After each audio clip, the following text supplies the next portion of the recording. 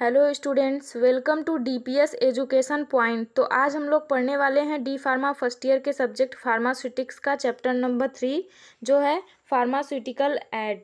ठीक है, तो देखिए फार्मास्यूटिकल एड क्या होता है। Pharmaceutical aid can be define as the substance which have no or little therapeutic effect but they are essential to be used in the preparation of various doses form.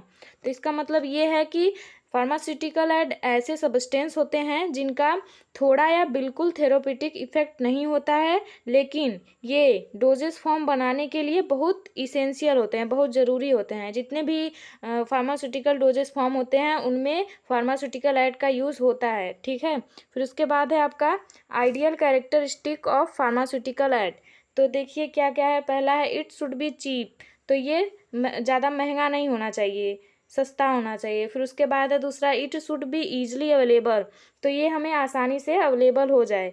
फिर उसके बाद है it should be non toxic, इसमें किसी भी तरह का toxicity नहीं होना चाहिए। फिर उसके बाद है it should not react with the drug, तो जो फार्मास्यूटिकल एड है जब उसको हम ड्रग के साथ ऐड करेंगे तो वो ड्रग के साथ कोई भी रिएक्ट ना करे। ठीक है, फिर उसके बाद है आपका it should produce the desire effect, मतलब हम फार्मास्यूटिकल ऐड का यूज़ जिस लिए कर रहे हैं वो वही हमें इफ़ेक्ट शो करे। ठीक है, फिर उसके बाद है it should not change the chemical nature of the drug, जो फार्मास्यूटिकल ऐड है वो ड्रग के केमिकल नेचर को चेंज नहीं करना चाहिए। ठीक है, उसके बाद है आपका it should not change the solubility of drug, तो जो फार्मास्यूटिकल ऐड है वो ड्रग की सॉल्युबिलिटी की को कोई इफेक्ट ना करे। ठीक है, फिर उसके बाद है it must not interfere with the bio availability, तो जो ड्रग की बायो अवेलेबिलिटी है उसको भी इफेक्ट ना करे, उसके साथ कोई इंटरफेयर ना करे।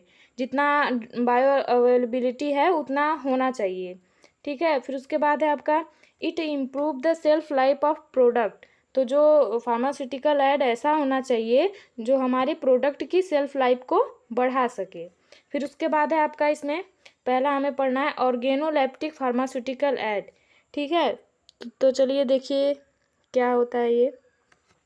The substance which promote the appearance and palatability, मतलब taste, odour and colour of pharmaceutical dosage form are called as organoleptic aid, मतलब जो ऐसे सबस्टेंस जो फार्मास्यूटिकल ऐड के फार्मास्यूटिकल डोजेस फॉर्म के अपीयरेंस और उसके पैलेटेबिलिटी, मतलब उसके टेस्ट को, ऑर्डर को और उसके कलर को प्रमोट करे, इन्हांस करे, जिससे कि जो पेशेंट हैं वो ड्रग को खरीदें।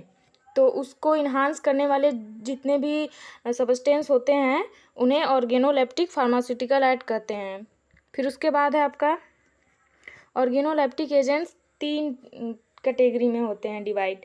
तो पहला है आपका कलरिंग एजेंट, फिर दूसरा है फ्लेवरिंग एजेंट, फिर तीसरा है स्वीटनिंग एजेंट। तो पहला है कलरिंग एजेंट, तो देखिए इसमें क्या है। The substance which give the different colour to the pharmaceutical preparation are called as the colouring agent, ऐसे सब्सटेंस जो फार्मास्यूटिकल प्रिपरेशन को डिफरेंट डिफरेंट कलर प्रोड्यूस करते हैं उन्हें कलरिंग एजेंट कहते हैं। फिर the main category of doses form that are coloured, मतलब जो मेन कैटेगरी है जिन्हें हम कलर करते हैं वो है tablet, capsules, suspension, oral liquid, cream and ointment. ठीक है, तो ये इन सब में हम कलरिंग एजेंट का यूज़ करते हैं। फिर उसके बाद है आपका क्लासिफिकेशन ऑफ कलरिंग एजेंट, तो ये 2 टाइप के होते हैं, एक होता है नेचुरल कलर और एक होता है सिंथेटिक। नेचुरल कलर का वो मतलब ये है कि जो हमें नेचुरली प्राप्त होता है उसे नेचुरल कलर कहते हैं।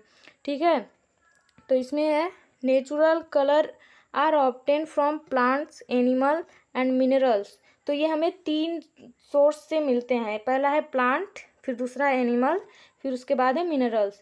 तो पहले मिनरल से कौन कौन से कलर हमें मिलते हैं, तो इसमें है टाइटेनियम डाइऑक्साइड, फिर उसके बाद है फेरिक डाइऑक्साइड। फिर उसके बाद है प्लांट से, तो प्लांट से कौन कौन से कलर मिलते हैं, इंडिगो, बीटा कैरोटीन, फिर राइबोफ्लोविन। फिर उसके बाद है एनिमल्स, तो एनिमल से कौन कौन से कलर मिलते हैं, टायरेन ब्लू, कोचिनियल। ठीक है, फिर उसके बाद है आपका सिंथेटिक कलर। सिंथेटिक कलर में इसके एग्जाम्पल हैं कैरेमल, फिर कोल टार डाइस, फिर उसके बाद है लेक डाइस। ठीक है, तो ये सिंथेटिक कलर होते हैं। फिर उसके बाद है आपका फ्लेवरिंग एजेंट। तो देखिए ये क्या होता है, the substance which give the flavour to the pharmaceutical preparation are called as flavouring agent.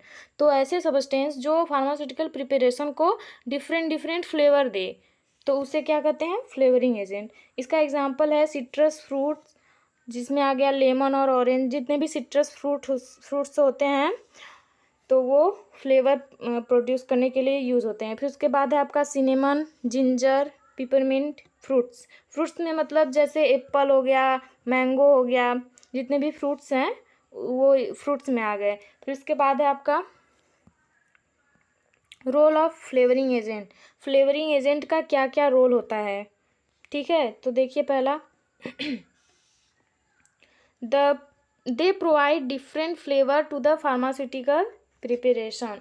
तो ये फार्मास्यूटिकल प्रिपरेशन को डिफरेंट कलर प्रोवाइड करते हैं, ये इसका पहला रोल है। फिर उसके बाद है they are mainly used in paediatric doses form. ये जो होता है ये फ्लेवर पेडियाट्रिक डोजेस फॉर्म में ज़्यादा यूज होता है, क्योंकि पेडियाट्रिक डोजेस फॉर्म का मतलब ये है कि जो डोजेस फॉर्म बच्चों के लिए बनाई जाती है, छोटे बच्चों के लिए, उसे पेडियाट्रिक डोजेस फॉर्म कहते हैं। फिर उसके बाद है they mask the unpleasant taste of the medication.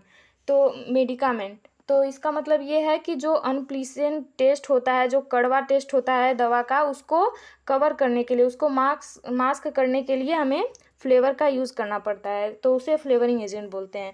फिर उसके बाद है आपका स्वीटनिंग एजेंट।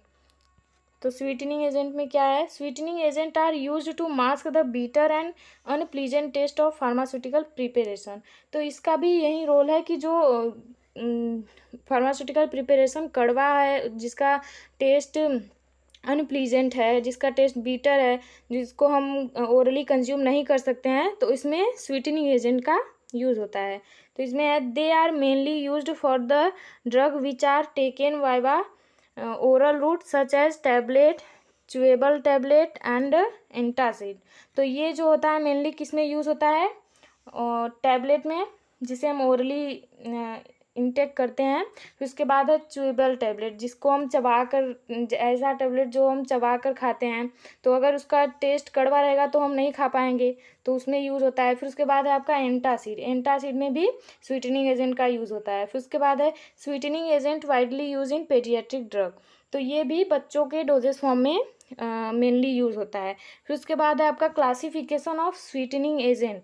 तो इसका क्लासिफिकेशन, ये भी दो टाइप के होते हैं, एक होता है नेचुरल स्वीटनिंग एजेंट, फिर दूसरा होता है आर्टिफिशियल स्वीटनिंग एजेंट। तो नेचुरल में क्या क्या है, सुक्रोज, लिक्विड ग्लूकोज, इसमें फ्रक्टोज भी ऐड कर सकते हैं और लैक्टोज भी। फिर उसके बाद है आपका आर्टिफिशियल स्वीटनिंग एजेंट में सैक्रीन, एस्पार्टेम और साइक्लामेट। तो ये जो है ये हो गया आपका आर्टिफिशियल स्वीटनिंग एजेंट, ठीक है। फिर उसके बाद है आपका टॉपिक प्रिजर्वेटिव, तो वो आपको नेक्स्ट लेक्चर में प्रोवाइड किया जाएगा। आज के लिए बस इतना ही। अगर आपको ये वीडियो अच्छा लगा हो तो इसे लाइक कीजिएगा और अपने दोस्तों के साथ शेयर कीजिएगा। धन्यवाद।